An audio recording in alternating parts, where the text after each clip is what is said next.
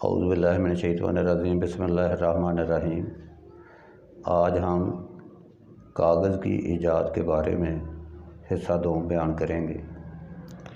तो सबसे पहले जनरल नॉलेज के मतलब चंद छोटे छोटे क्वेश्चन और आंसर बयान करेंगे। क्वेश्चन: इंग्लिस्तान ने कागज़ कब तैयार करना शुरू किया? आंसर: इंग्लिस्तान ने इन सब ममालिक के बाद कागज़ तैयार करना शुरू किया। क्वेश्चन: इंग्लिस्तान में पहले कागज़ किस तरह तैयार किया जाता? आंसर: इंग्लिस्तान में भी पहले कागज़ दस्ती मशीन के ज़रिए तैयार किया जाता। क्वेश्चन: बाद में कागज़ किस तरह तैयार किया जाने लगा? आंसर: इंग्लिस्तान में फ्रांसीसी इंजीनियर ने एक ऐसी मशीन ईजाद की जो दस्ती मशीन के मुकाबला में कई गुना ज़्यादा कागज़ तैयार करती। क्वेश्चन: बाद में इस मशीन में कौन सी तब्दीलियाँ की गईं? आंसर: बाद में इंग्लिस्तान के एक इंजीनियर हेनरी फोर्ड ने इस मशीन में तब्दीलियाँ की और फिर ये मशीन मिनटों के हिसाब से कागज़ तैयार करती। जितना दस्ती मशीन एक दिन में कागज़ तैयार करती, तो ये मशीन 1 मिनट में उतना कागज़ तैयार कर लेती।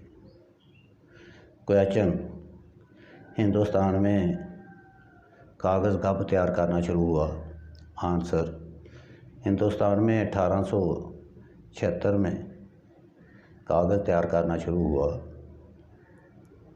तो अब हम इसकी तफसील बयान करते हैं। हिंदुस्तान में कागज़ इन सब ममालिक के मुकाबला में बाद में तैयार करना शुरू हुआ। तो इंग्लिस्तान में कागज़ तैयार करने का प्रोसेस दस्ती मशीन से शुरू हुआ। तो बाद में एक फ्रांसीसी इंजीनियर ने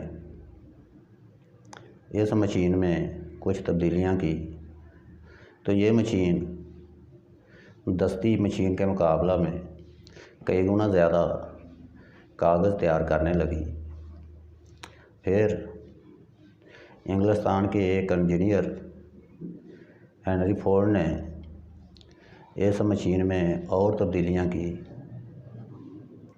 तो ये मशीन और बेहतर और मयारी कागज़ तैयार करने लगी। तो ये मशीन फिर बाद में मिनटों के हिसाब से कागज़ तैयार करती।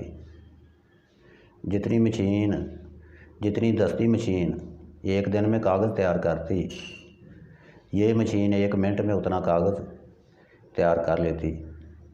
बरसगीर पाक व हिंद में मुसलमानों की आमद के साथ ही कागज़ तैयार करने का प्रोसेस शुरू हुआ, लेकिन हिंदुस्तान में इसका अमलन आगाज़ 1876 में एक मशीन के ज़रिए कागज़ तैयार करने का आगाज़ हुआ।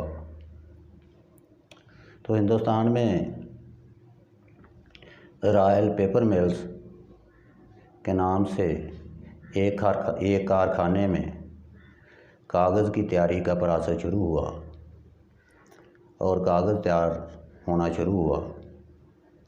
तो 1918 में हिंदुस्तान में कागज़ तैयार करने का प्रोसेस तेज़तर हुआ और माहिरीन ने बांस के गोदे से कागज़ तैयार करने का प्रोसेस भी मुकम्मल किया।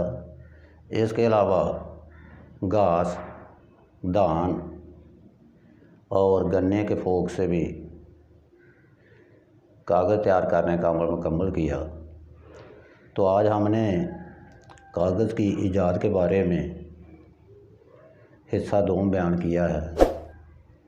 तो मेरे YouTube चैनल पर सब्सक्राइब कर लें।